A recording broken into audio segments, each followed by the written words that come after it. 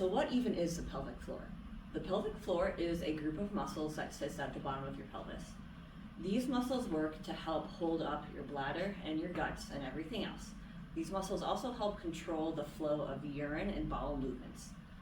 Our pelvic floor muscles need to be able to relax in order to let things out or in. They also need to be able to contract in order to be able to store urine.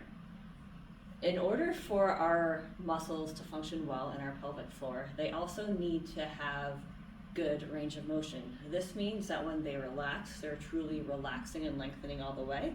And when they contract, they are truly tightening and closing all the way. These muscles need to be able to do this in good coordination with our abdominal muscles, and they also need to be able to do this strong enough to actually accomplish the job. Our pelvic floor muscles also tie into our hip muscles.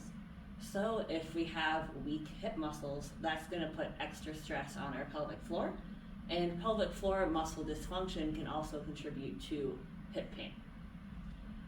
Our pelvic floor muscles play another role in our core. Our pelvic floor muscles are the bottom of our core, and they work in coordination with our abdominal muscles or our stomach muscles, our diaphragm, and our back muscles to support our trunk. If we cannot use our pelvic floor well, then we're not going to be able to brace well when we are working out. If we're not bracing well, that's going to make us less efficient, and it's also going to put us at an increased risk of injury. When our pelvic floor muscles aren't working well, either because they are too tight or too weak or they're not coordinated well, in addition to the hip pain that we talked about, it could also be a contributing factor in back pain.